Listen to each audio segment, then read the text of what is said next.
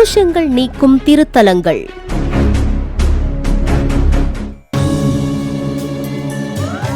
மாங்காடு அருள்மிகு காமாட்சியம்மன் திருக்கோயில்.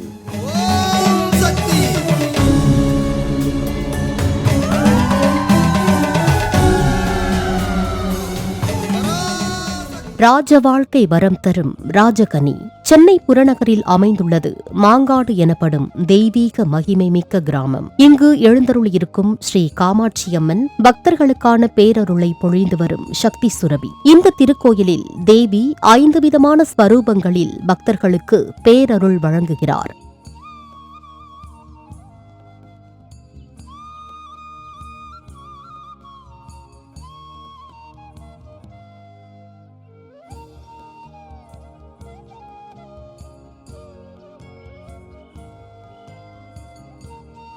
ஆதி காமாட்சி, தபசு காமாட்சி, உற்சவ காமாட்சி, அர்த்தமேரு காமாட்சி, தீப காமாட்சி. இத்திருக்கோயில் சுமார் 1200 ஆண்டுகளுக்கு மேற்பட்ட வரலாறையும் சிறப்பம்சங்களையும் கொண்டது மட்டுமின்றி காஞ்சிபுரத்தில் வீற்றிருக்கும் புகழ்பெற்ற ஸ்ரீ ஏகாம்பரநாதர் திருக்கோயில் உருவாகும் முன்னரே இங்கு மாங்காடு ஸ்ரீ காமாட்சியம்மன் கொலு இருந்து மக்களுக்கு அருளாசி வழங்குகிறார் என்பது நம்பிக்கை. காமாட்சி என்றதும் அனைவருக்கும் காஞ்சிபுரம்தான் முதலில் நினைவுக்கு வரும். ஆனால் காமாட்சி முதலில் மாங்காட்டில் தவம் இருந்த பிறகே காஞ்சிபுரத்தில் எழுந்தருளினார் என்பது உங்களில் எத்தனை பேருக்கு தெரியும்? உலகையாளும் உமையவளே, உள்வினையை தீர்ப்பவளே, கண் போல காப்பவளே, உன்னை அழைத்தோம் வாரும் அம்மா. உலகையாளும் உமையவளே, உள்வினையை தீர்ப்பவளே, கண் போல காப்பவளே, உன்னை அழைத்தோம் வாரும் அம்மா.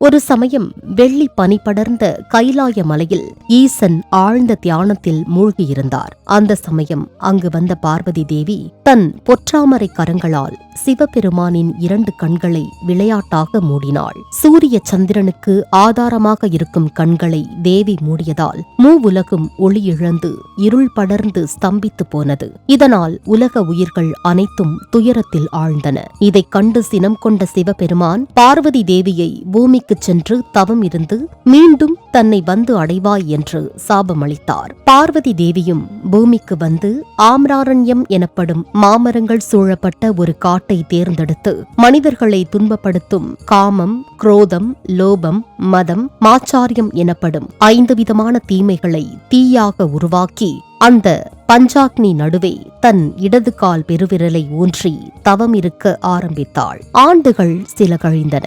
தேவியின் தவத்தால் மனமகிழ்ந்த சிவபெருமான் அவள் முன் தோன்றி தன்னை அடைய காஞ்சிபுரம் வந்து மணலால் ஒரு லிங்கம் உருவாக்கி வழிபடும் மார்க்கத்தை சொல்லி மறைந்தார். பார்வதி தேவி மேற்கொண்ட பல தவங்களில் இது மிகவும் கடினமான ஒரு தவமாக குறிப்பிடப்படுகிறது. தேவி இந்த இடத்தை விட்டு வெளியேறிய பிறகும் பஞ்சாக்னியின் சக்தி குறையவில்லை. இதனால் மாங்காடு மற்றும் அதை சுற்றியுள்ள பகுதி முழுவதும் தாங்க முடியாத வெப்பத்தாலும் தேவியின் உக்கிரத்தாலும் பாதிக்கப்பட்டது. தேசாந்திரம் சென்ற ஸ்ரீ ஆதி சங்கராச்சாரியார் இங்கு வருகை தந்தபோது இங்கிருக்கும் மக்கள் மிகுந்த வேதனையிலும் அதன் காரணத்தையும் அறிந்து ஒரு அர்த்தமேரு ஸ்ரீசக்கரத்தை இங்கு நிறுவி பஞ்சாக்னியின் வெப்பத்தையும் உக்கிரத்தையும் குறைத்தார். இந்த ஸ்ரீசக்கரம் மிகவும் அரிதானது.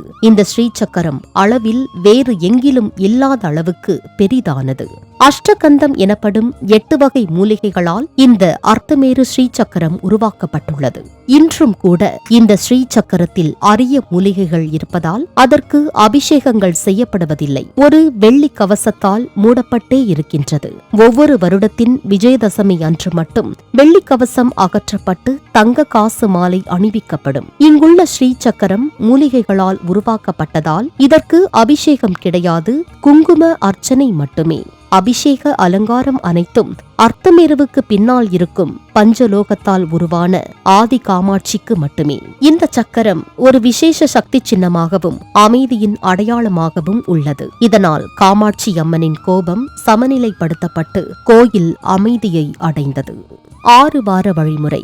மாங்காடு காமாட்சி அம்மன் கேட்டதை கேட்டபடி அருளும் ஆதிசக்தியாக இத்தலத்தில் அருள்கிறாள். அதற்காக ஒரு தனிப்பட்ட சிறப்பு வழிமுறைதான் 6 வார எலுமிச்சை வழிபாடு. காணும் இடமெல்லாம் கற்பகமேனி சிரித்தாய், காணும் இடமெல்லாம் கற்பகமேனி சிரித்தாய். வானும் வண்ணமயிலும் தேனின் இனிமையும், வானும் வண்ணமயிலும் தேனின் இனிமையும், தெவிட்டாத தீந்தமிழும் தாயே, தெவிட்டாத தீந்தமிழும் தாயே நீயே. காணும் இடமெல்லாம் கற்பகமேனி சிரித்தாய், காணும் இடமெல்லாம் கற்பகமேனி சிரித்தாய்.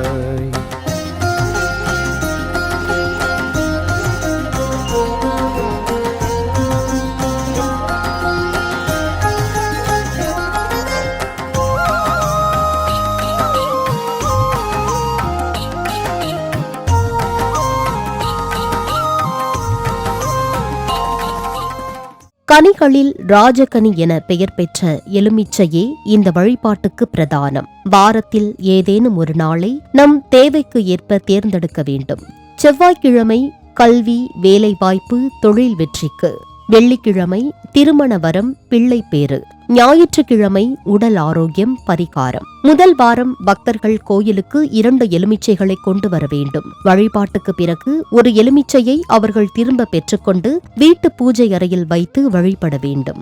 2வது வாரம் முதல் 6வது வாரம் வரை வீட்டில் வைத்த பழைய எலுமிச்சையை கொண்டு வந்து அதனுடன் 2 புதிய எலுமிச்சைகள் சேர்த்து தர வேண்டும். வழிபாட்டுக்கு பிறகு மீண்டும் ஒரு பழைய எலுமிச்சை வீட்டிற்கு திரும்ப கொண்டு செல்லலாம். இந்த நடைமுறை 6 வாரங்கள் தொடர்ந்து நடைபெறும். 7வது வாரம் இறுதியில் பக்தர்கள் பழைய எலுமிச்சையை மட்டும் கொண்டு வந்து பால், இனிப்பு, மஞ்சள், கற்பூரம், மலர் முதலியன கொண்டு சிறப்பாக அர்ச்சனை செய்து வழிபடுவர்.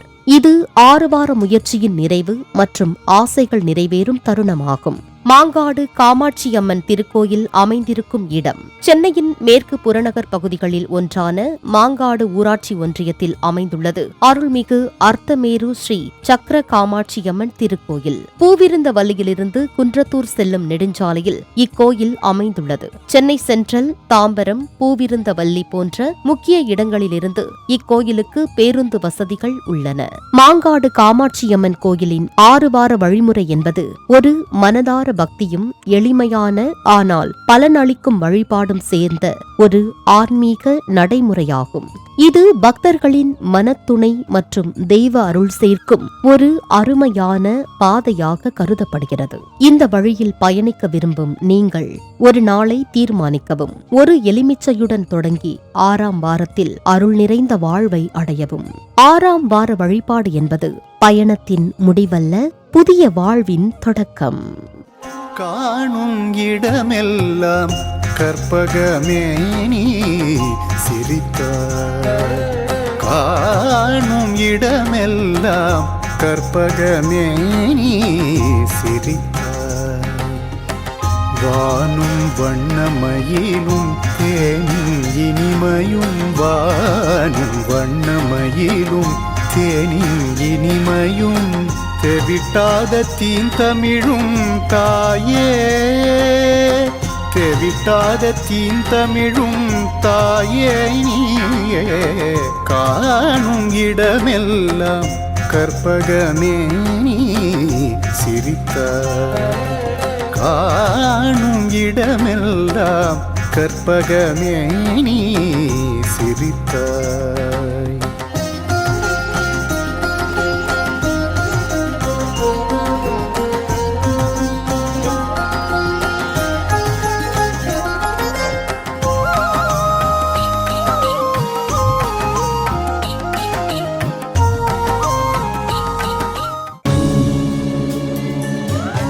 மாங்காடு அருள்மிகு காமாட்சியம்மன் திருக்கோயில்.